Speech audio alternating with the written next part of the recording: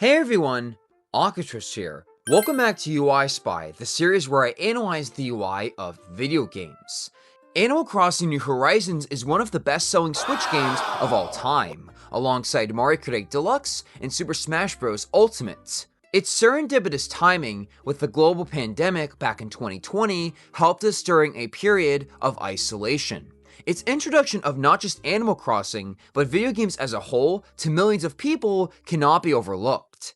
But despite its success, its lifespan was cut short just 2 years after its release. That was until January 15th, 2026, when the free version 3.0 update and Switch 2 edition released. So what better time to return to my island?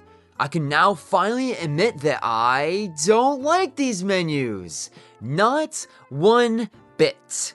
So, if you love New Horizons, I'm sorry. I'm going to be ripping into this game harder than SpongeBob's pants for the next 15 minutes. And this is coming from a fan of the series since childhood. I wanted to take a critical look into the visual identity of New Horizons, critiquing its failed potential and where the next entry can learn from these past mistakes.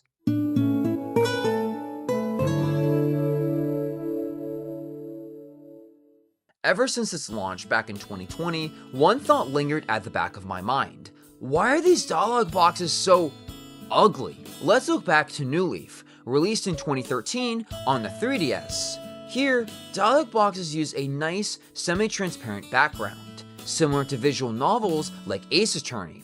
They have a nice striped border, and albeit subtle, the polka dot pattern adds some charm to the background, instead of going for a generic solid color. Dialogue boxes are a common staple among dozens of different genres, so only using a solid color rectangle doesn't fly anymore. Developers have to be creative when designing them, while also matching the tone and aesthetic for the rest of the project. New Leaf excelled at this. Its font evokes friendliness due to the lightweight, rounded text. Pairing white text with a small drop shadow made the font easily readable, which was essential for the 3DS's tiny screens. Animal Crossing intends to make players feel relaxed while interacting with its world, and these design choices perfectly suit this goal. Now, let's go back to New Horizons. Its hook is all about the island life, living on the island, sailing out on the seas and exploring other people's islands, and building your island. New Horizons is a departure from the rural approach featured in the majority of the series, more so than city folk. For the first time, you can now decorate outside your island and change its entire shape. Continuing your role as the mayor from New Leaf, you have the power to make the island the way you want it. That sounds awesome, right? Well, it is, but with great power comes great responsibility. And fun. Let's look at these dialogue boxes. Huh? What are we looking at here? The friendly multicolored design has been stripped away to feature only 2 colors. Dark beige and white, and they're not even primary colors. Final Fantasy VII allowed players to change the color of the dialogue boxes almost 30 years ago. So why couldn't this be an option here? This has always thrown me off from day one of playing the game. It's nice the header panel still changes color depending on the villager you're talking to, but that doesn't change the fact these dialogue boxes are just boring. Coming off of the beautifully crafted dialogue boxes from New Leaf, this was a total whiplash for me. Using a similar thought bubble shape isn't enough to make these pleasing to look at. Do the dialogue boxes in New Horizons evoke island vibes? No. Do the dialogue boxes give you the sense of creativity and playfulness as you would feel when terraforming your entire island? No. And most importantly, are these dialogue boxes fun? Hell no.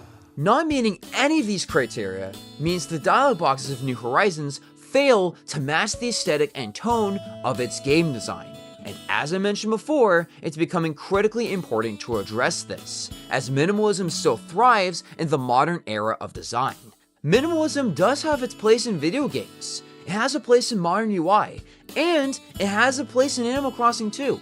But by stripping away the colorfulness, previously a core part of the series' visual identity, from just one part of the game's UI, the rest of the visual design falls apart, which will now become more apparent.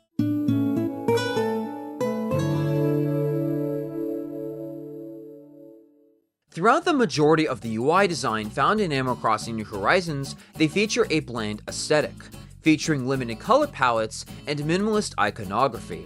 For a good example of this, let's look at the Nook's Cranny UI when you're interacting with the cabinets. Tools, wallpapers, and other items are neatly organized into different categories.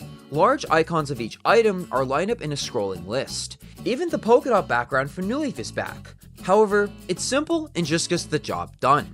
Using a flat color for the text and item icons makes the menu feel generic. Nook's Cranny is supposed to feel homey and rustic, not like a store from a mobile game. The date and timer text on the bottom left of the screen when you stay in idle for a few seconds is surprisingly bland. Where's the cute clock from New Leaf or even City Folk? Just plain thin white text? Not even an outline? The flat color palette used across all of the game's menus feels like that modern motivational crap you'd find on Instagram.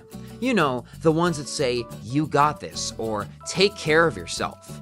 That's just bullcrap. It's all corporate and feels forced. It doesn't have the heart, the authenticity when a loved one says those things to you. However, I will give New Horizons credit. The animation for the menu components are satisfying to watch. In particular, the dialogue bubbles squash and stretch in a seamless loop.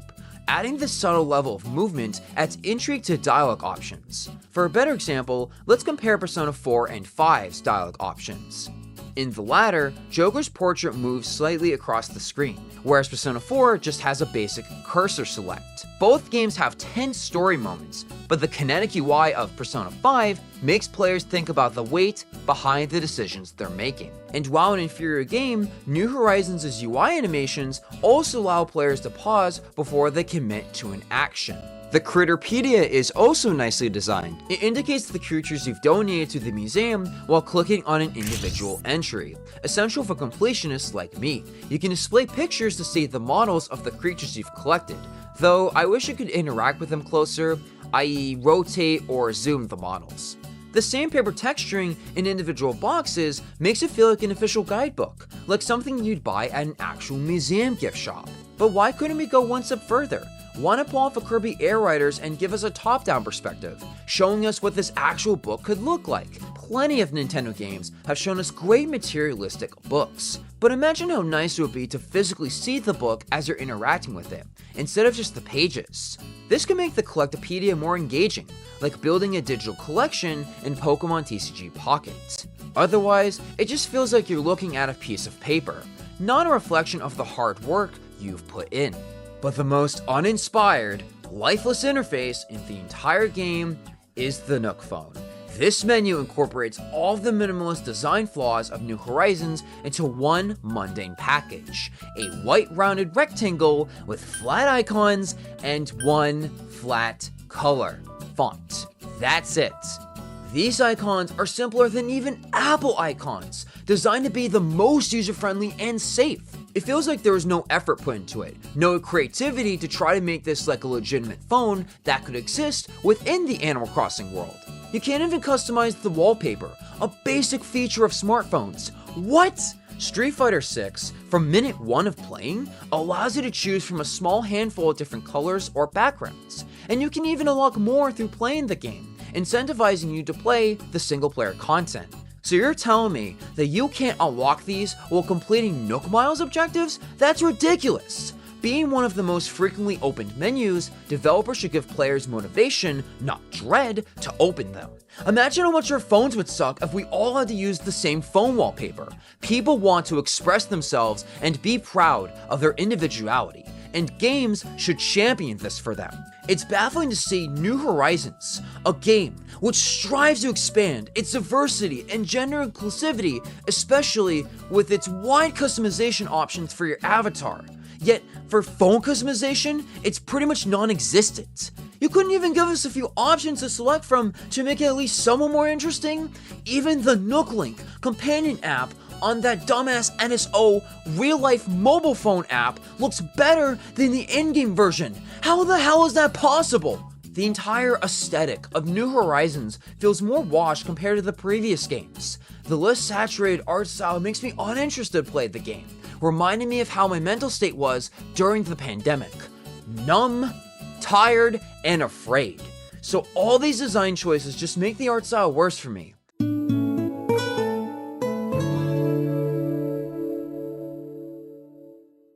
On top of an uninspired aesthetic, the menus in New Horizons are boring to interact with.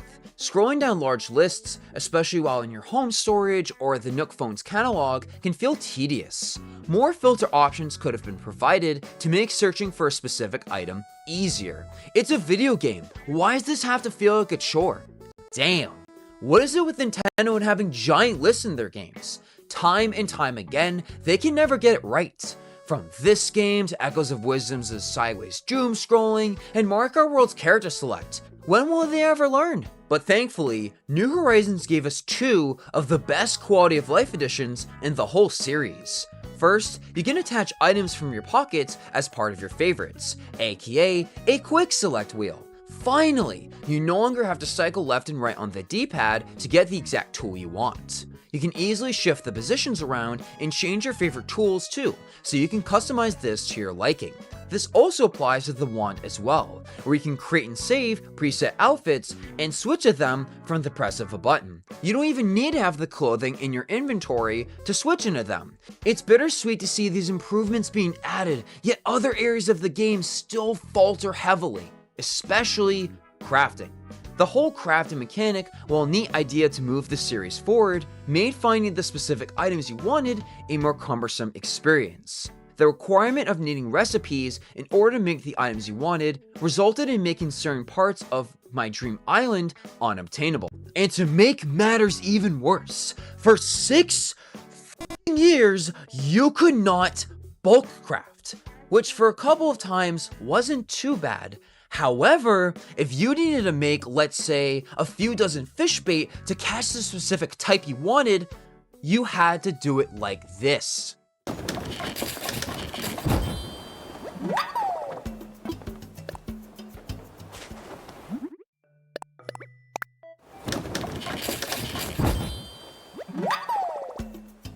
A few moments later. From a developer standpoint, I can understand wanting to give players patience.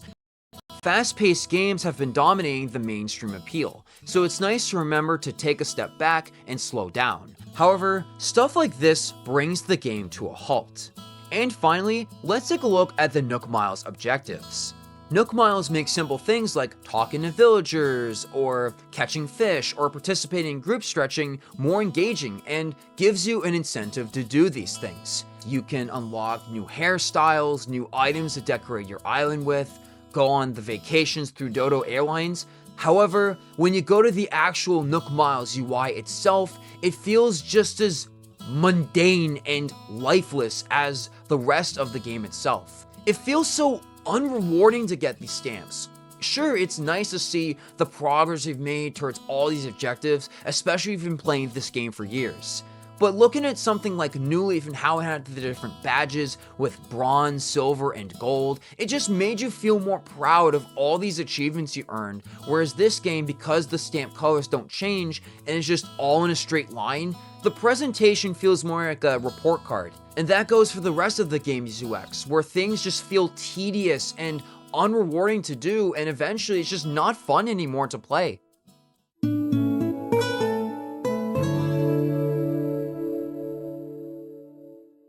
Even though New Horizons has by far the most hours I've spent in an Animal Crossing game, it's left me the most empty. For the past 5 to 6 years, even before the 3.0 update, I've rarely revisited this game. And whenever I did, it left me feeling awkward. I couldn't pinpoint exactly why until I made this video. Don't get me wrong, the quality of life features and new gameplay mechanics are incredible. They have a lot of potential to be expanded upon in the inevitable next entry. However, the lack of aesthetic theming, boring menu design, and mundane user experience turned me off. I was introduced to Animal Crossing with City Folk back in elementary school, and I've been a fan ever since. So to see where the series is now, despite its unrivaled success, it breaks my heart. I know the series can do better. I've seen the series do better. New Leaf and City Folk were full of life, love, and things to do. It doesn't help the copy-paste villager dialogue makes them feel like machines and not like actual characters. The entire game is just unremarkable. Animal Crossing New Horizons was like dating the crush of my dreams, coming into my life when I needed them the most. The honeymoon phase was great. I was eager to spend many years with them, making many amazing memories. But after a few months, I realized they weren't all what I expected, and I had to leave them behind. And while I do think about New Horizons from time to time, it's difficult to accept it will never give me the same level of happiness as when I first played it. That is why New Horizons feels soulless to me all these years later. It's a bygone memory that can be only experienced once in a lifetime. What do you think of New Horizons, UI or otherwise? Let me know in the comments down below. Be sure to like this video, share this video, and subscribe if you want to see more game UI coverage like this. Take care of yourselves, and remember, as always, your life is your own. Objection!